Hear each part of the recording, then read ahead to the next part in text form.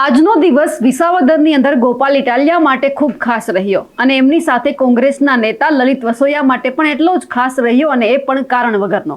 કારણ કે લલિત વસોયાએ એવું કહ્યું કે જે સ્ટિંગ ઓપરેશન સામે આવ્યું છે એમાં મારો કંઈ જ હાથ નથી, મેં કોઈને પૈસા આપ્યા નથી, હું તો હોટેલમાં ખાલી રેસ્ટ કરવા માટે ગયો હતો, ફ્રેશ થવા માટે ગયો હતો. કારણ કે આવું પણ આપણે લલિત વસોયાના મોઢેથી સાંભળ્યું છે. પણ જ્યારે સ્ટિંગ ઓપરેશન થયું, વિડીયો સામે આવ્યા, એમાં લલિત વસોયા એ જ હોટલમાં દેખાયા હતા.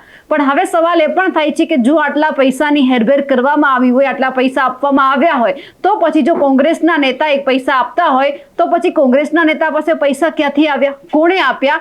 આ એટલા માટે કહી રહ્યા છે કારણ કે એક ઓડિયો અત્યારે ખૂબ જ સોશિયલ મીડિયામાં વાયરલ થઈ રહ્યો છે. નમસ્કાર, આપ જોઈ રહ્યા છો નિર્ભય ન્યૂઝ અને હું છું આપની સાથે રિદ્ધિ. વિસાવદરની અંદર જે આ વિડીયો વાયરલ થયા જેમાં સ્ટિંગ ઓપરેશન કરવામાં આવ્યું અને એ જ સ્ટિંગ ઓપરેશનની અંદર લલિત વસોયા છે તે પણ દેખાયા હતા.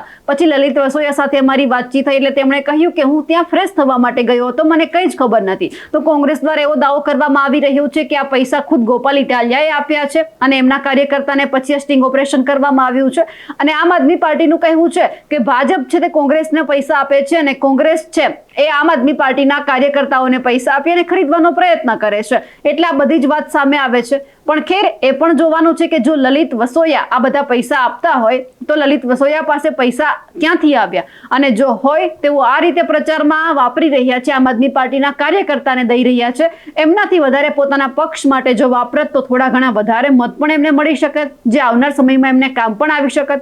ખેર પણ જો આ પૈસા એમના હોય કે પછી કોઈ બીજા દ્વારા આપવામાં આવતા હોત, કોઈક બીજાએ કહ્યું હોત કે તમારે આ પૈસા વ્યક્તિને આપવાના છે અને એમના કાર્યકર્તાઓને ખરીદવાના છે, તો ક્યાંક એમને પણ કહેવાનું છે કે જો હકીકતમાં ભાજપે કોંગ્રેસને પૈસા આપ્યા હોત તો પછી એ સમજવાનું છે કે ભાજપ અને કોંગ્રેસ બંને એક ટીમ છે, એટલે કે ભાજપની બી ટીમ કોંગ્રેસ છે અને આ બંને સાથે મળી અને ગોપાલ ઇટાલિયાને હરાવવાનો પ્રયત્ન કરી રહી છે. એમને પક્ષથી કોઈ જ લેવા દેવા નથી, એમને ફક્ત ને ફક્ત ગોપાલ ઇટાલિયાને અહીંયા હરાવવો છે.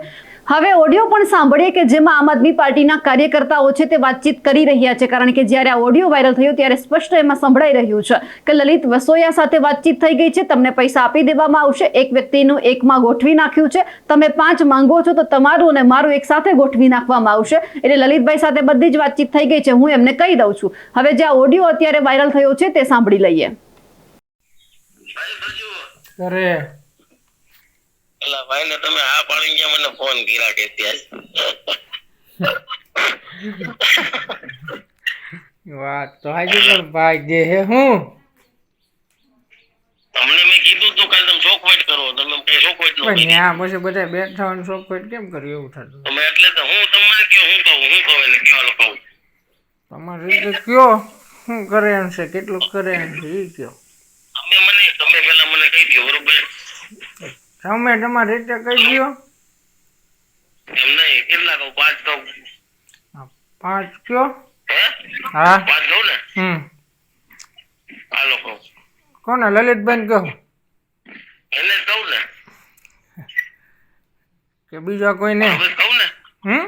હે બીજા થોડું કોણ કહેવાનું, એને જ કહેવાનું હોય ને. જવું કરી દે, મને 100% વિશ્વાસ છે. કાલે મેં ઓલા યોગલાનું છે ને ભાઈ, હાલો હા હા હા યોગલાનું એકમાં કરાવી નાખ્યું કાલે. એકનું હે એકમાં કર્યું. હા બીજું યોગેશનું હે યોગેશનું હા એ યોગેશનું પણ એમ કહું એકમાં કર્યું. હા એનું તો એકમાં જ થાય ને, પછી બધાયનું તો ન થાય ને મોટું યાર. બીજું કોઈ છે હવે લાઈનમાં? બીજું તો જો ઓલો પ્રકાશ છે જાંબુડી વાળો, હા પછી જયસુખભાઈ મોરબિયા છે ને, હા જયસુખભાઈ મોરબિયા એવું કે છે મારે આવવું નથી પણ તમે મને કહેવાનું બૂથ રેડું મૂકી દે, તો હું બૂથ રેડું મૂકી દે કે. પછી રાજુ પાટડિયા રહ્યો ને, રાજુ પાટડિયા મેનસુરિયા ઈજરિયા, એ એવું કીધું કે હું બૂથ તમે કહેવાનું તો બૂથ હું રેડું મૂકી દઈશ. કે મારે અડાલ ન થવું વિદ્યાર્થી કે તમે કહો એટલે બૂથ રેડું હું મૂકી દઉં. એટલે હું કહું ને એટલા કહું ને. હા એટલે કયો તમારું શું કે કેટલામાં કર્યું હતી?